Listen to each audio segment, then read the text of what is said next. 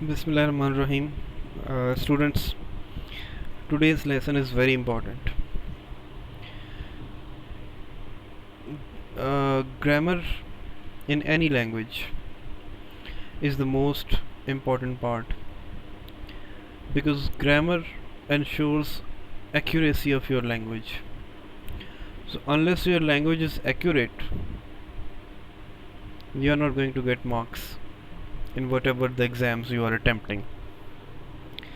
So today's lecture is very important because we are going to talk about the tenses today. As we know that there are 12 tenses. Basically there are 3: present tense, past tense and future tense. So these are the 3 basic tenses that we have, and in every tense there are 4 subtenses. One is indefinite, the other is continuous, third perfect, and fourth is perfect continuous. So there will be present indefinite tense, present continuous tense, present perfect tense and present perfect continuous tense. Similarly, there will be past indefinite, past continuous, past perfect tense and past perfect continuous tense.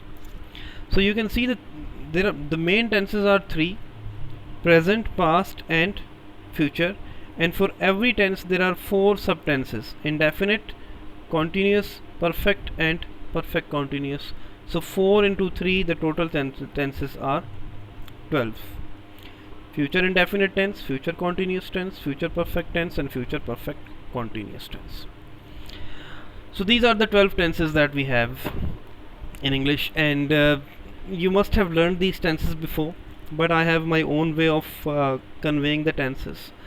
I have my own way of making you practicing the tenses because I want your tenses to be uh, integrated in your composition. Whenever you're writing, the tenses should be taught and or the tenses should be learned in a way that they must be showing in your composition. जब आप कुछ लिख रहे होते हैं, whatever you are writing, it should be showing there that you are not doing the grammatical errors. There are some students who do not make grammatical errors, but they do not know the rules of the tenses either. At the same time, there are many students who know the tenses, but they make grammatical mistakes when they are doing the composition or when they are writing something.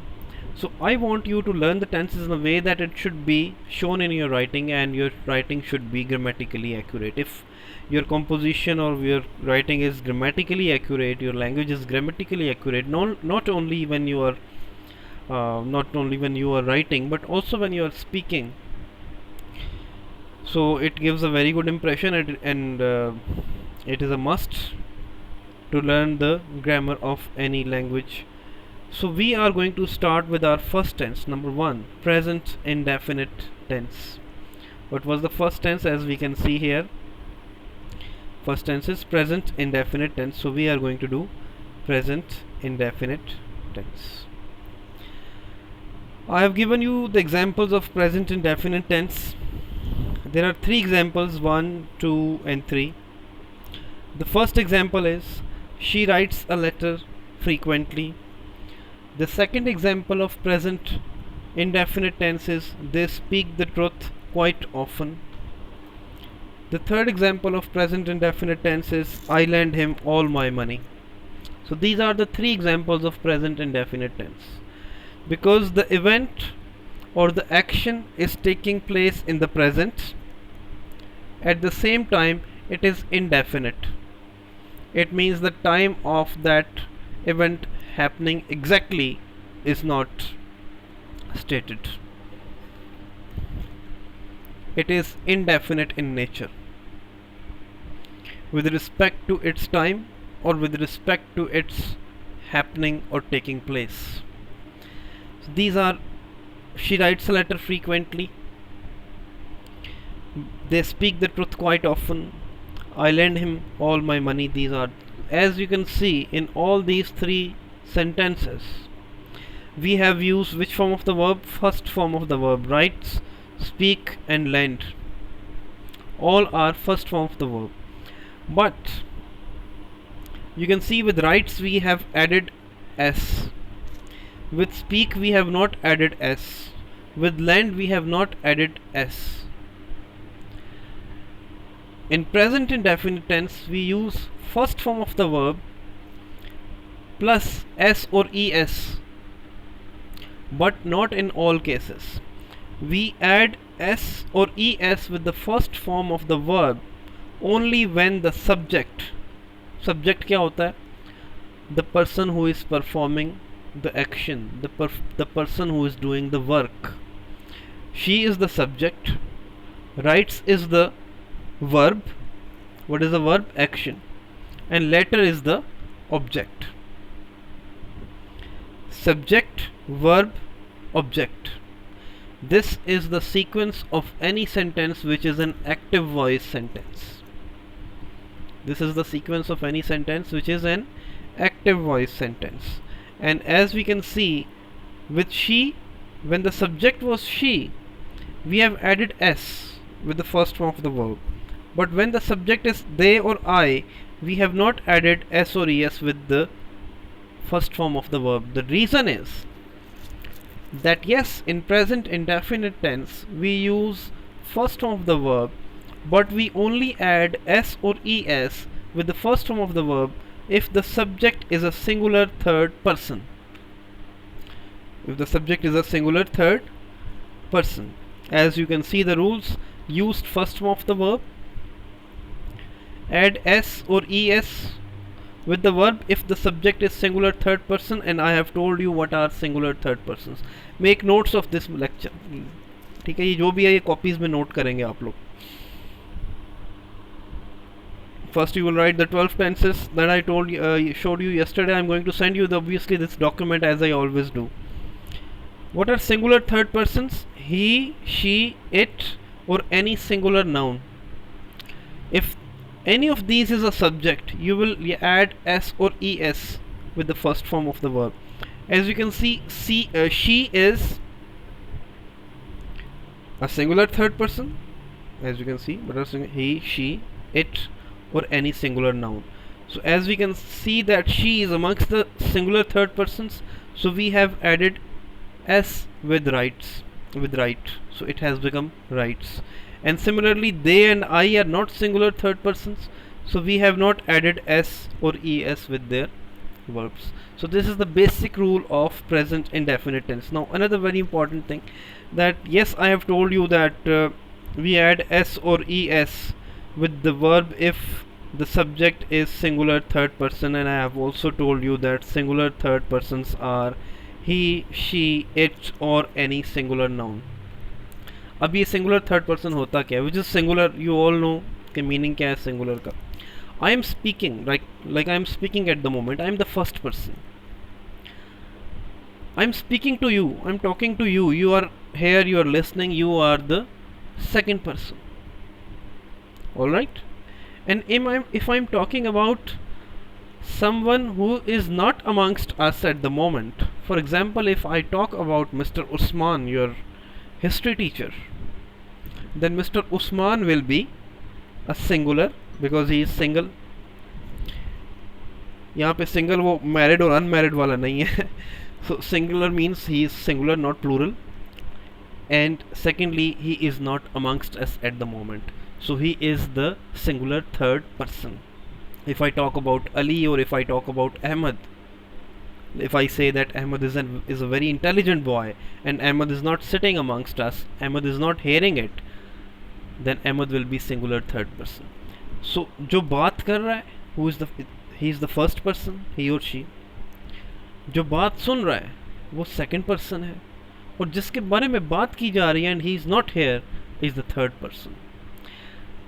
तो singular third person का actually ये concept है, like he, she, it, or any singular noun are the singular third person. I say that he is a very courageous boy, she is a very courageous girl, right? Or Mr. Usman or Mr. Ali or Mr. Ahmed is a very intelligent man. So that in that case, he, she, it, or Ali and Usman and Ahmed, they will be singular third persons. So this is the concept behind singular third persons. Now, so if the subject is singular third person, he, she, it, or any singular noun, you will add s or es with the first form of the verb. Then for interrogative and negative sentences, what do? We use do if the subject is not singular third person, and we use does if the subject is a singular third person. For example, she writes a letter frequently. Now she is a singular third person. ये याद कर लें कि singular third persons क्या होते हैं, ही, she, it और any singular noun. अगर सब्जेक्ट सिंगुलर थर्ड पर्सन होगा यू विल ऐड एस और S. Now the rules for interrogative sentence क्या होते हैं, सवालिया, क्वेश्चन. एंड नेगेटिव क्या होते हैं, नेगेटिव, मनफी जुमले जिसको कहते हैं वो. She writes a letter frequently. She is, this is the same example I am carrying forward. She writes a letter frequently. She is the subject, writes is the noun, letter is the object. I have added s or es with writes because she is a singular third person. अगर यहाँ होता I, then हम कहते I write a letter frequently. In that case हम s और es add ना करते उसके साथ. अगर हम होता they, तो they भी singular third person नहीं है. They write a letter frequently, right? अगर यहाँ पर होता असलम, तो Aslam writes a letter frequently because Aslam is a singular third person, क्योंकि सिंगुलर नाउन है ना. वो नाउन क्या है, name of a person, place और अ थिंग, और सिंगुलर है, मीन सिंगुलर है, प्लूरल नहीं है. So she writes a letter frequently. Now in this case we see that subject is a singular third person, so we will use does. She does not write a letter frequently. जब हम यहाँ पे does use कर लेंगे, then this writes का जो यहाँ पे s होगा verb के साथ, that will be eliminated. With does you will not add or you will remove the s or es that you have put previously with the affirmative sentence. Affirmative यानी कि positive sentence. She does not write. Again, since we have used does, we will not use s or es with right. So these are the rules.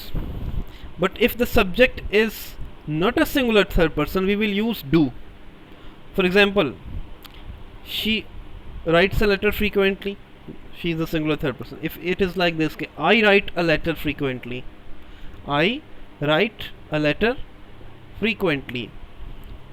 So in that case, for making interrogative sentence, I will write do I write a letter frequently. I will not use does because I is not a singular third person.